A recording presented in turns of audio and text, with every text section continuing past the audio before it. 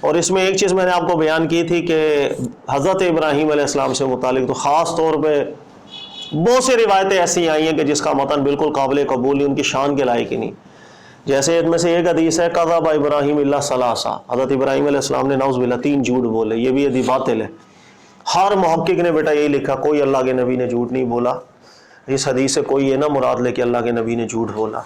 اسی طرح حضرت ابراہیم علیہ السلام سے متعلق ہم نے ایک دوسری حدیث پڑھی تھی، ہم زیادہ حق رکھتے ہیں کہ ہم شک کریں جیسے حضرت ابراہیم علیہ السلام نے. نعوذ باللہ، بالکل اس کا متن ٹھیک نہیں. ہر عالم محقق امام نووی کو جس کو پڑھو یہ لکھ کے گئے اس حدیث سے شک مراد کبھی نہ لینا، بلکہ اس حدیث میں اس کی الٹ مراد لو کہ بالکل حضرت ابراہیم علیہ السلام کو کوئی شک نہیں ہوا، نہ ہم شک کر. ایمانیات میں شک آ گیا تو کیا رہ گیا؟ ایمان میں کوئی شک نہیں ہوتا. اسی طرح حضرت ابراہیم علیہ السلام سے متعلق ایک تیسری روایت تھی، امام بخاری لے کر آئے تھے کہ بروز قیامت اپنے والد صاحب کی شفاعت والا استغفار اس دنیا میں جب اللہ نے قرآن میں فرمایا، جب پتہ چل گیا حضرت ابراہیم علیہ السلام کو کہ یہ دشمن ہے تو آپ نے استغفار سے ہاتھ اٹھا لیے. میں نہیں سر تو جب اس دنیا میں اللہ کے نبی نے اللہ کے دشمن کے لیے دعا چھوڑ دی تو یہ کیسے ہے کہ دوبارہ وہ اللہ کے دشمن کے لیے اللہ کی بارگاہ میں سے، یہ تو قرآن کے خلاف ہو گیا. اس کا بھی متن قابل قبول نہیں ہے، بلکہ الٹا نعوذ باللہ یہ چیز گستاخی بن جاتی ہے، ادب کے خلاف. اسی طرح چوتھی حدیث آج ہم پڑھیں گے جو حضرت ابراہیم علیہ السلام سے متعلق ہی آئی ہے، لیکن اس میں آدھی بات ٹھیک ہے آدھی بات ٹھیک نہیں. کہ نبی صلی اللہ علیہ وآلہ وسلم سے پوچھا گیا یہ جو چھپکلیاں وغیرہ گھر میں ہوتی ہیں ان کو مارنے کے بارے میں، تو اللہ کے نبی علیہ السلام نے ان کو مارنے کی اجازت دی. چونکہ ضرر ہے ان سے تو اللہ کے نبی علیہ السلام نے ان کو مارنے کی اجازت دی. اچھا، پھر آگے حدیث کے لفظ ہیں جو بخاری کی حدیث ہے، اس کے الفاظ آگے یہ ہیں کہ حضرت ابراہیم علیہ السلام کو جس وقت آگ میں ڈالا گیا تھا تو یہ جانور ایسا تھا کہ یہ اس آگ کو مزید بھڑکانے کے لیے اس میں پھونکے مار رہا تھا، اس لیے اس کو مارنے کو مار دو، اس کو، یہ نبیوں کا دشمن گزرا ہے. یہ ہے امام بخاری کی روایت. نمبر 3359 اس کے الفاظ یہ ہیں، دیکھیے گا، ان رسول اللہ صلی اللہ علیہ وسلم امر بقتل الوضاع، اللہ کے نبی علیہ السلام نے قتل کرنے کا حکم دیا، یعنی کہ اجازت دی یہ چھپکلی وغیرہ چیزوں کو. وقال کان ينفخ علی ابراہیم، حضرت ابراہیم علیہ السلام پر پھونکے مار رہی تھی، یعنی آگ بھڑکانے کے لیے مزید پھونکے مار رہی تھی. اچھا، مسئلہ کیا ہوا کہ یہ روایت دیکھیے گا مزید جتنے طریقوں سے ملی محدثین کو، کسی کے اندر یہ لفظ نہ ملے.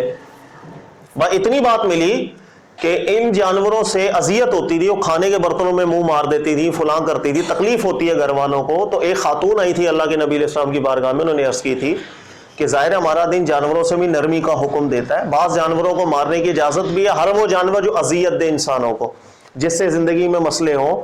جیسے شیر حملہ کر رہے، کیا کریں گے؟ رحم کرتے ہوئے چھوڑ دیں تو وہ تو رحم نہیں کرے گا نا بھائی، وہ تو کھائے گا. تو ایسے موذی جانوروں کو مارنے کی اجازت ہے. اسی طرح کتا ہے اذیت دینے لگ جائے، پاگل ہو جائے، کاٹ رہا ہے، مارنے کی اجازت ہے. ہر وہ جانور جیسے اذیت ہونے لگ جائے ہم مار سکتے ہیں. اسی طرح مچھر ہے، ان سے اذیت ہے، مار دیں. ڈینگی پھیل رہا ہے، مار دیں. ہم جراثیموں کو بھی تو مارتے ہیں نا، وہ بھی تو جاندار مخلوق ہے. بھئی یہ جراثیم ہے، مار دے گا آپ کو اندر جا کے، تو مار دیتے ہیں اس کو. ٹھیک ہے. تو اللہ کے نبی علیہ السلام سے اس اذیت کی وجہ سے سوال کیا خاتون نے، تو نبی علیہ السلام نے مارنے کا حکم دیا. اچھا، اب دیکھیے گا بات صرف اتنی ہے، اس سے آگے کا جملہ اللہ کے نبی کا نہیں ہے صلی اللہ علیہ وسلم. یہی تحقیق ہے موقعین لکھ کے گئے کہ اگلا جملہ نبی پاک علیہ السلام کا نہیں ہے. یہ اصل میں جو راوی تھا اس نے اپنی بات کی تھی، پیچھے سے اہل کتاب سے، یہود و نصارہ سے یہ بات چلتی ہوئی آ رہی تھی، تو اس نے وہ بات کر دی تھی اصل میں. تو بعد میں لوگوں نے سنا شاید یہ بھی اللہ کے نبی کی حدیث ہے صلی اللہ علیہ وسلم، تو بعد والوں نے پھر اللہ کے نبی علیہ السلام کی حدیث کے ساتھ ہی اس کو بیان کر دی.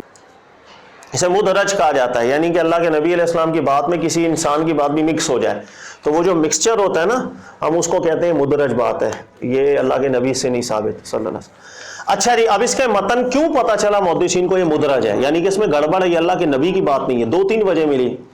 وجہ نمبر 1 ملی کہ اگر بالفرض ہم یہ بولیں بھی کہ ایک جانور ایسا تھا کہ جب حضرت ابراہیم علیہ السلام کو آگ میں ڈالا گیا تو وہ آگ بھڑکانے کے لیے پھونکے مار رہا ہے، اگر پتہ بھی چل جائے تو اس جانور کا قصور تھا، بعد میں آنے والی نسل کا کیا قصور تھا؟ ہمارا دین انسانوں سے متعلق بھی کہتا ہے، قرآن کہتا ہے لا تزر وازرۃ وزر اخری، کہ ایک بندے کا گناہ دوسرے بندے پہ بوجھ نہیں ڈالا جائے گا اس کا. بھائی جرم کیا کسی کے باپ نے، ایک مثال ہے، تو اب اس جرم کی سزا میں اولاد کو دیتا پھروں، یہ کہا انصاف ہے؟ جس نے جرم کیا سزا اس کو ملے. ہمارا دین انسانوں سے متعلق بھی یہ کلام کرتا ہے کہ جرم جس کا ہوگا کسی دوسرے کو اس کی سزا نہیں دی جائے گی. تو جانور سے متعلق یہ کیسے ہم کہیں کہ جرم کیا ہو اس کے کسی ابادادہ نے، ایک مثال ہے، تو اس کی وجہ سے ہم اس کی نسلوں کو بھی عذاب دینا شروع کر دیں.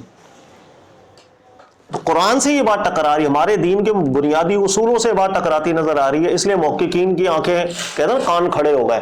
انہوں نے کہا کہیں نہ کوئی مسئلہ ہے اس جملے کے اندر، کہیں نہ کہیں مسئلہ ہے اس جملے کے اندر. اچھا، دوسری بات، کافروں نے ایک اور جو وجہ اعتراض کی بنی، کیوں ذہن گیا محدث، دوسری وجہ یہ بنی، اللہ قرآن پاک میں ذکر کرتے ہیں کہ کافروں نے آگ جلائی.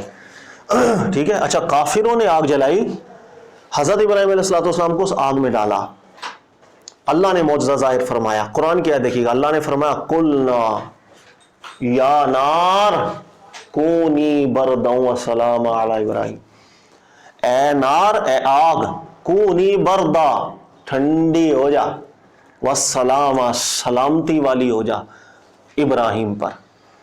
اب ذرا غور کیجئے گا، ساری مخلوق اللہ کی، آگ جل رہی ہے، اللہ نے آگ کو فرما دیا سلامتی والی اور ٹھنڈی ہو جا. اب کسی مخلوق میں کیا ہمت کہ اللہ کے حکم کے آگے وہ مزید آگ کو بھڑکائے؟ جب اللہ نے ارادہ فرما دیا، اور ارادہ تکوینی تھا، یہ ارادہ شرعی نہیں تھا کہ جس کے اندر اختیار مل جائے، ارادہ تکوینی تھا، کونی برداً وسلاما. جب اللہ نے ارادہ کر لیا ٹھنڈی ہو جا، اب کیسے کوئی مخلوق اس ارادہ تکوینی کو بگاڑنے کے لیے جو جدوجہد کر لے؟ ارادہ تکوینی کبھی نہیں بنتا، بگڑتا، وہ کن فیکن ہو کر ہی رہتا ہے.